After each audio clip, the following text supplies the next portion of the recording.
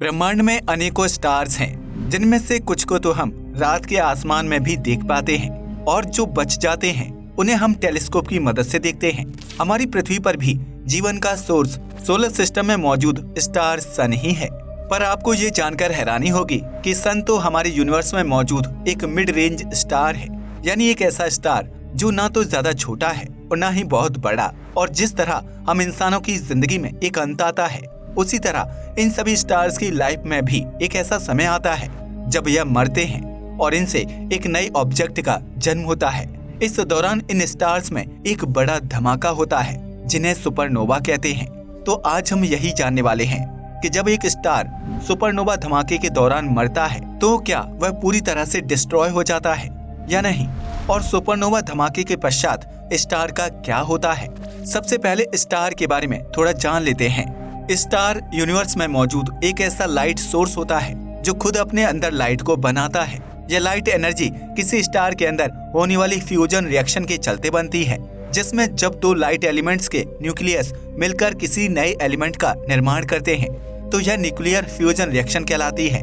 इस रिएक्शन के रिजल्ट में बहुत ज्यादा एनर्जी स्टार के कोर से बाहर निकलती है।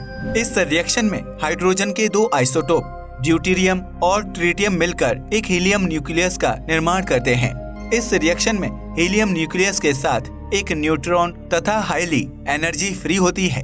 अब क्योंकि दो हाइड्रोजन न्यूक्लियस का भार एक हीलियम न्यूक्लियस से अधिक होता है, इसलिए फ्यूजन के बाद बचा हुआ मास एनर्जी में बदल जाता है। हमारे सूरज में भी इसी तरह फ्यूजन रिएक्शन के कारण एनर्जी बनकर पृथ्वी तक आती है, जिसे हम इंसान और पृथ्वी एब्जॉर्ब करती है। अब समझते हैं कि आखिर सुपरनोवा क्या है। एक सुपरनोवा एक स्टार की लाइफ के अंत में होने वाला एक एक्सप्लोजन है। वैज्ञानिकों के मुताबिक यह एक्सप्लोजन यूनिवर्स में होने वाले सबसे बड़े धमाकों में से एक है और इसमें बहुत ज्यादा एनर्जी बाहर निकलती है। सुपरनोवा एक विशालकाय स्टार का विस्फोट है। यह आमतौर पर तब होता है जब किसी स्टार के कोर में मौजूद हाइड्रोजन लगभग पूरी तरह से समाप्त हो चुकी होती है।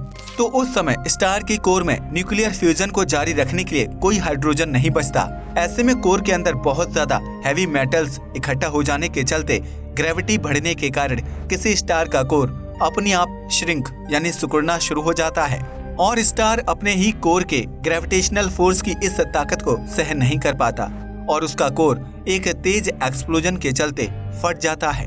इसी को हम सुपरनोवा कहते हैं। सुपरनोवा विस्फोट शायद ही कभी कभी होते हैं। पिछली बार एस्ट्रोनॉमर्स ने हमारी अपनी गैलेक्सी मिल्की वे में एक सुपरनोवा को साल 1604 में देखा था, पर हम दूसरी गैलेक्सीज में सुपरनोवा देख सकते हैं। हर साल वैज्ञानिक दूसरी गैलेक्सीज में लगभग 300 से अधिक सुपरनोवा देखते हैं, जिन्हें डिटेक्ट करना भी ज्यादा मुश्किल नहीं है, क्योंकि इस एक्सप्लोजन के दौरान बहुत ज्यादा लाइट एनर्जी निकलती है, जिसके कारण पूरी गैलेक्सी में रोशनी हो जाती है। और आपको बता दूं कि एक सुपरनोवा एक्सप्लोजन के दौरान निकलने वाली एनर्जी इतनी ज्यादा होती है कि वह एनर्जी पूरे हफ्ते तक एक पूरी गैलेक्सी में मौजूद सभी स्टार्स को एनर्जी प्रोवाइड कर सकती है। सुपरनोवा अक्सर दूसरी गैलेक्सीज में देखे जाते हैं, लेकिन हमारी गैलेक्सी में सुपरनोवा को देखना मुश्किल है क्योंकि धूल हमें उस दृश्य को देखने से रोकती है। 1604 में जोहानेस केपलर ने मिल्की वे गैलेक्सी में आखिरी बार देखे गए सुपरनोवा की खोज की। नासा के चंद्रा दूरबीन ने हाल ही में मिल्की वे में एक सुपरनोवा धमाके के बाद स्टार के बचे हुए कोर को ढूंढा, जिसमें 100 साल से भी ज्यादा समय पहले विस्फोट हुआ था। अब जानते हैं अपने सबसे मेन सवाल का जवाब कि क्या एक सुपरनोवा स्टार को पूरी तरह से डिस्ट्रॉय कर देता है, यानी कि पूरी तरह से खत्म कर देता है। तो जैसा कि हमने जाना कि सुपरनोवा धमाका यूनिवर्स के सबसे बड़े और ताकतवर धमाकों में से एक है, पर इसका मतलब ये बिल्कुल नहीं है कि इसमें स्टार पूरी तरह से समाप्त हो जाता है, क्योंकि इतना बड़ा धमाका होने के पश्चात भी कोई स्टार पूरी तरह से समाप्त नहीं होता, बल्कि उसका कोर अभी भी बच जाता है और वापस एक ऑब्जेक्ट की शक्ल ले लेता है। इसका कारण ये है कि विस्फोट एक ग्रेविटेशनल रिबाउंड इफेक्ट के कारण होता है, न कि केमिकल रिएक्शन से, जैसा कि नासा द्वारा बताया गया है।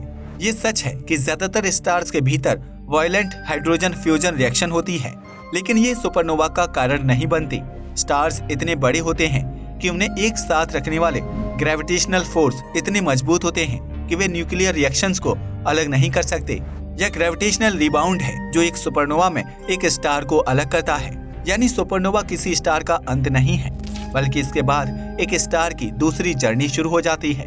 जैसे हमारी जिंदगी में भी बचपन, जवानी और बुढ़ापा होता है, ठीक उसी तरह स्टार की भी अलग अलग लाइफ होती है और सुपरनोवा धमाके के पश्चात उनकी एक नई लाइफ की शुरुआत होती है, जिसमें सुपरनोवा धमाके के पश्चात एक नया ऑब्जेक्ट जन्म लेता है। अब यह बनने वाला ऑब्जेक्ट क्या होगा, यह तो सुपरनोवा धमाके और उस स्टार के मास पर डिपेंड करता है। अगर साइज की बात की जाए तो ज्यादातर यूनिवर्स में 3 तरह के स्टार्स पाए जाते हैं और सुपरनोवा के बाद इनके कोर का क्या होगा ये इनके साइज पर ही निर्भर करता है। अगर कोई स्टार हमारे सन के आकार का है तो अपना हाइड्रोजन खत्म करने के पश्चात इस स्टार में जब सुपरनोवा धमाका होता है तो उसके पश्चात इस तरह के स्टार का बचा हुआ कोर फैलने लगता है, जिसके बाद इनके कोर की ग्रेविटी और प्रेशर इतना ज्यादा बढ़ जाता है कि इनमें मौजूद हीलियम एटम्स में ही फ्यूजन रिएक्शन शुरू हो जाती है, जिसके कारण स्टार का रंग रेड कलर का हो जाता है। इस समय किसी स्टार की चमक कई गुना ज्यादा बढ़ जाती है और उसकी हीट भी बहुत ज्यादा बढ़ जाती है। इस तरह के स्टार को रेड जाइंट कहा जाता है।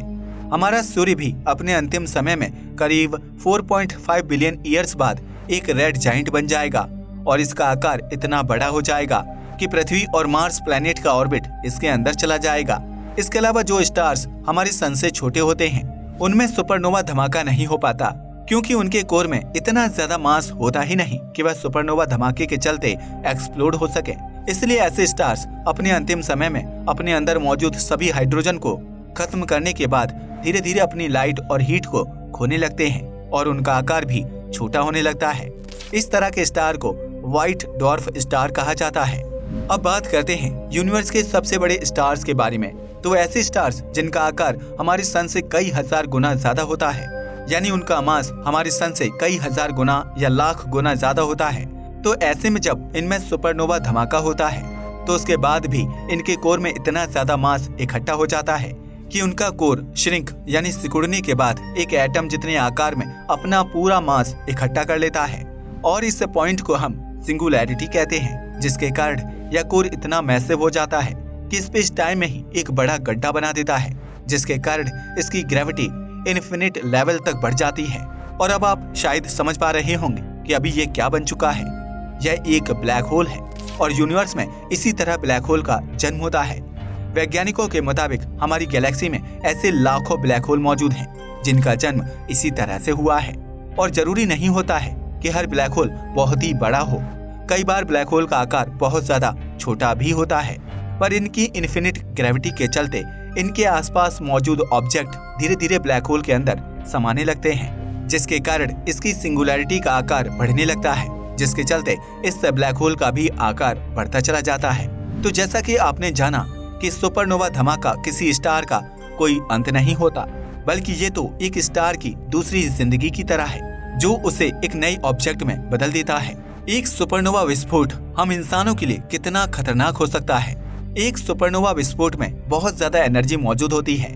इसकी एक किरण अगर हम इंसानों पर गिर जाए तो हम कुछ ही समय में भाप बनकर हवा में उड़ जाएंगे और आपको पता भी नहीं चलेगा कि आपके साथ क्या हुआ था।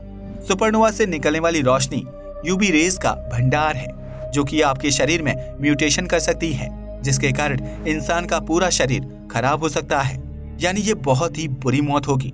अगर एक सुपरनोवा धमाका पृथ्वी से 50 से 60 लाइट ईयर्स की दूरी पर भी होता है, फिर भी इसकी ऊर्जा पूरी पृथ्वी को आसानी से एक झटके में तबाह कर सकती है। और सिर्फ पृथ्वी को ही नहीं, इससे निकलने वाली एनर्जी पूरे सूरज सिस्टम को राख बना सकती है।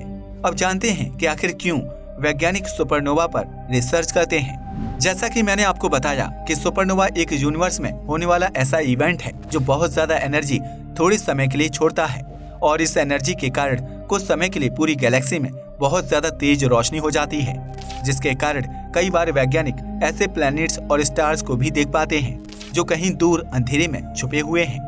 इसके अलावा सुपरनोवा हमें इंसानों के लिए इसलिए भी खास है क्योंकि इस समय जो लोहे और स्टील से हम अपने घरों को बना रहे हैं या फिर यूरेनियम से न्यूक्लियर एनर्जी बना रहे हैं, ये सभी हैवी मेटल्स सुपरनोवा धमाके के चलते ही यूनिवर्स में पहुंचते हैं, क्योंकि इनका निर्माण केवल स्टार्स के कोर में ही होता है जो सुपरनोवा के कारण स्टार से बाहर निकलते हैं। आइए सुपरनोवा से संबंधित कुछ ऐसी जानकारी जानते हैं जो आपको नहीं पता होगी। नंबर 1, 185 एडी के बाद के वक्त में एक चाइनीज एस्ट्रोनॉमर ने जब आसमान में तेज रोशनी देखी, जिसका उल्लेख उन्होंने लेटर हैंड किताब में किया है। आप इससे जानोगी कि सबसे पहले सुपरनोवा को 2000 साल पहले खोजा गया था। नंबर 2, आप हैरान हो जाओगे ये जानकर कि किसी तारे की मृत्यु के बाद जो सुपरनोवा धमाका होता है उसमें निकलने वाले मेटल्स वही हैं जो हमारे खून में आयरन बनकर दौड़ रहा है, हमारे अंदर ऑक्सीजन बनकर हमें जिंदगी दे रहा है। आपके कंप्यूटर में जो सिलिकॉन होता है वे सब एक सितारे से ही आते हैं।